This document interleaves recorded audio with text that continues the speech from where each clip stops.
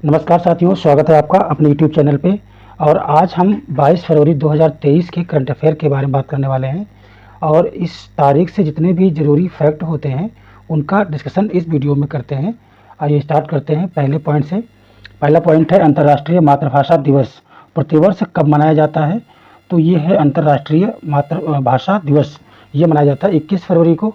और इसकी जो शुरुआत हुई थी वो हुई थी बांग्लादेश के सहयोग के कारण। इसमें ये जो वर्ष है अंतर्राष्ट्रीय मातृभाषा दिवस, ये 2000 से पूरे विश्व में प्रतिवर्ष मनाया जाता है।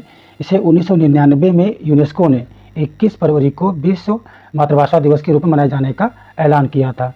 इसकी शुरुआत बांग्लादेश से हुई थी, क्योंकि जो इतिहास की तरफ से देखा जाए तो जब देश आज़ाद हुआ था तो पाकिस्तान के दो हिस्से थे, पूर्वी पाकिस्तान था और एक पश्चिमी पाकिस्तान था। पूर्वी पाकिस्तान को बांग्लादेश कहते थे और जो आज का बांग्लादेश है।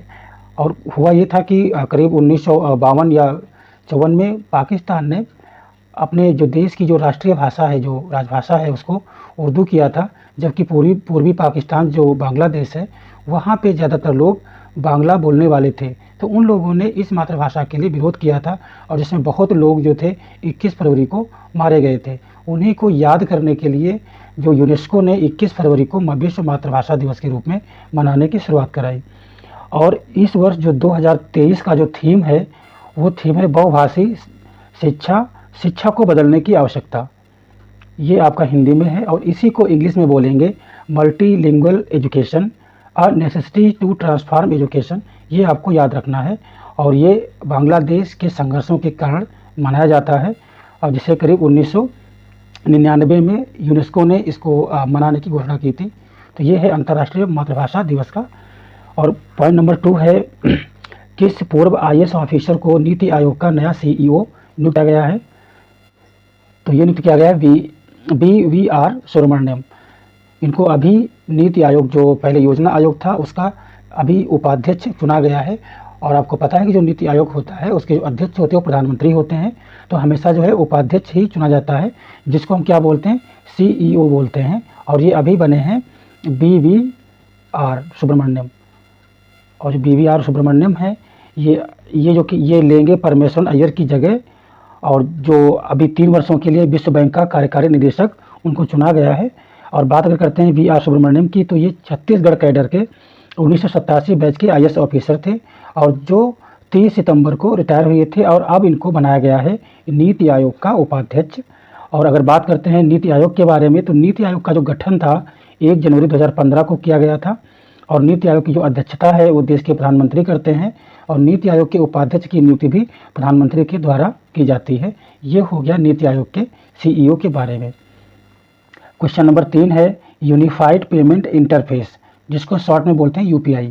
तो UPI ने किस देश के साथ मिलकर क्रॉस बॉर्डर कनेक्टिविटी लॉन्च किया है। तो ये लॉन्च किया है सिंगापुर के साथ में, जो अपने देश का UPI है और सिंगापुर का पे नाउ है। तो इनके साथ में एक करार हुआ है। और इसमें क्या होगा कि जैसे देश के अंदर UPI के माध्यम से सेकंड के अंदर पैसा ट्रांसफ़र करते हैं, वैसे ही सिंगापुर और भारत के बीच में जो ट्रांसफ़र होगा मोबाइल से वो विदिन अ मिनट होगा। बट उसमें क्या होगा, जो इंटरनेशनल चार्जेस लगते हैं कुछ चार्जेस के साथ में, और जो करेंसी एक्सचेंज है उसके नियमों का पालन करते हुए ये जो आदान प्रदान है मुद्रा का वो होना शुरू हो गया है। तो ये अपने आप में एक पहला प्रैक्टिस है ये क्रॉस बॉर्डर कनेक्टिविटी की, और ये लॉन्च किया गया है सिंगापुर के पे नाउ के साथ में। और अगर देखा जाए जो आपका national payment corporation of India है NPCI, उसने अभी जो आंकड़े जारी किए हैं तो दिसंबर 2022 में 12.82 ट्रिलियन रुपए के 7.82 बिलियन से अधिक लेन देन मतलब ट्रांजैक्शन रिकॉर्ड हुए हैं, जो अपने आप में बहुत बड़ी चीज़ है। और अपने देश के जो प्रधानमंत्री हैं माननीय नरेंद्र मोदी और सिंगापुर के जो प्रधानमंत्री हैं ली सिएन लुंग, इनके बीच में ये अभी समझौता हुआ है और ये लॉन्च हुआ है 21 फरवरी को। क्वेश्चन नंबर 4 है दादा साहब फाल्के अंतर्राष्ट्रीय फिल्म समारोह 2023 किस फिल्म को फिल्म ऑफ द ईयर चुना गया। तो ये अभी हाल ही में मुंबई में आयोजित किया गया था और इसमें जो RRR मूवी है इसको फिल्म ऑफ द ईयर चुना गया। और आपको याद रखना होगा कि इसी फिल्म का जो एक गाना था उसको ऑस्कर में चुना गया था, तो इस फिल्म का नाम आपको याद रखना है। दादा साहब फाल्के अंतर्राष्ट्रीय फिल्म समारोह में जो और कुछ अवार्ड हैं जो ज़रूरी हैं उनको एक बार देख लेते हैं। तो इसमें अगर देखा जाए तो बेस्ट फिल्म का अवार्ड है वो दिया गया है द कश्मीर फाइल्स को, और जिसके निर्देशक हैं विवेक अग्निहोत्री। और बेस्ट एक्ट्रेस है उसका अवार्ड रणबीर कपूर को दिया गया है।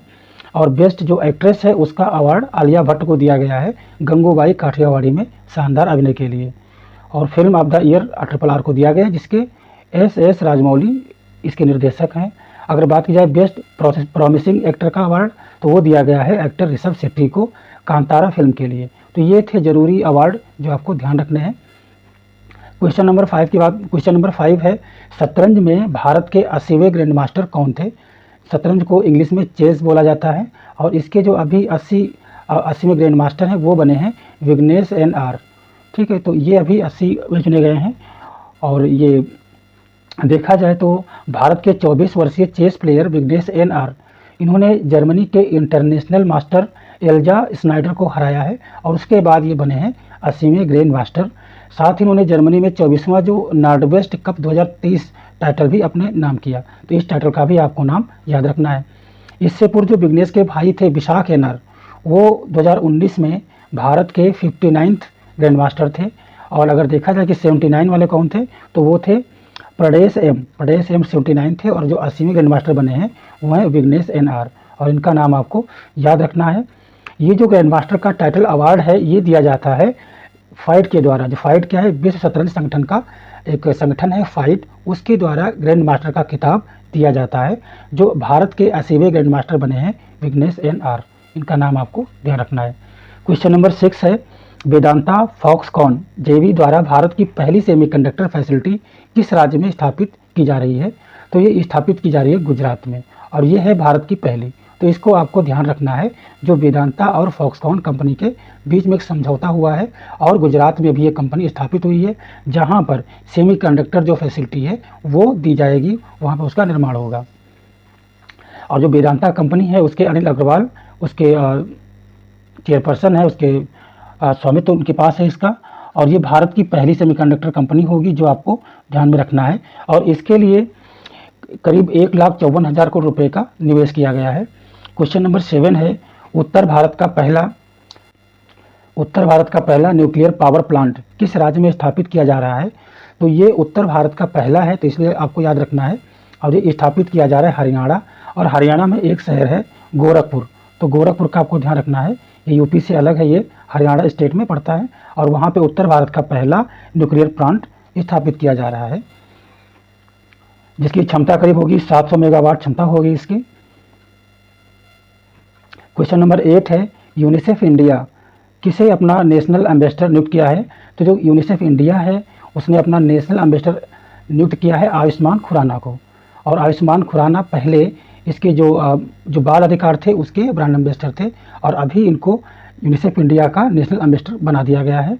अगर बात करें यूनिसेफ के बारे में, तो यूनिसेफ UN की एक कंपनी है जो दुनिया भर में बाल अधिकारों की रक्षा करने और उनको प्रोत्साहित करने का कार्य करता है, और इसकी स्थापना 1946 में की गई थी। तो ये है यूनिसेफ इंडिया के नेशनल एम्बेसडर आयुष्मान खुराना के बारे में। क्वेश्चन नंबर 9 है भारत उज्बेकिस्तान के बीच में द्विवार्षिक सैन्य प्रशिक्षण अभियान जिसका नाम है डेस्टिल्क 2023 का आयोजन किस राज्य में किया जाएगा। तो ये किया जाएगा उत्तरांचल में। उत्तरांचल का शहर है पिथौरागढ़। पिथौरागढ़ में ये अभ्यास किया जाएगा भारत और उज्बेकिस्तान के बीच में, और ये द्विवार्षिक है, 2 साल के बाद किया जाता है। और ये अभी इसका नाम है डेस्टिल्क 2023, और ये अभी किया जाएगा पिथौरागढ़ में। ये होगा 21 फरवरी से 5 मार्च तक होगा इसका। और इस एक्सरसाइज में भारतीय दल का जो नेतृत्व है वो 14वीं बटालियन गढ़वाल राइफल्स द्वारा किया जाएगा, जो पश्चिमी कमान का हिस्सा है। और उज्बेकिस्तान सेना का जो प्रतिनिधित्व है वो किया जाएगा उज्बेकिस्तान सेना के उत्तर पश्चिमी सैन्य जिले के सैनिकों के द्वारा। इसका पहली बार जो आयोजन था नवंबर 2019 में उज्बेकिस्तान में ही हुआ था। तो ये अभी होगा डेस्टिल्क के नाम से, ये होगा पिथौरागढ़ में। इतना आपको याद रखना है। क्वेश्चन नंबर 10 है इंटरनेशनल क्रिकेट में सबसे तेज 25,000 रन बनाने वाले दुनिया के पहले बल्लेबाज कौन है। तो ये हैं विराट कोहली। और देखा जाए तो ये अब बन गए हैं दुनिया के पहले बल्लेबाज। और अगर देखा जाए कि दूसरे, तीसरे और चौथे नंबर पे कौन है, तो रिकी पॉन्टिंग आते हैं तीसरे नंबर पे, और जैक्स गैलिस जो हैं उनका नंबर आता है चौथा नंबर आता है। और विराट कोहली ने 549 इंटरनेशनल पारियां खेल करके ये रिकॉर्ड हासिल किया है। और इसमें मास्टर ब्लास्ट जो सचिन तेंदुलकर हैं, इनका भी रिकॉर्ड टूट गया है। आज के लिए इतना ही, मिलते हैं अगले वीडियो में नए टॉपिक के साथ में। तब तक के लिए नमस्कार, वंदे मातरम, जय हिंद।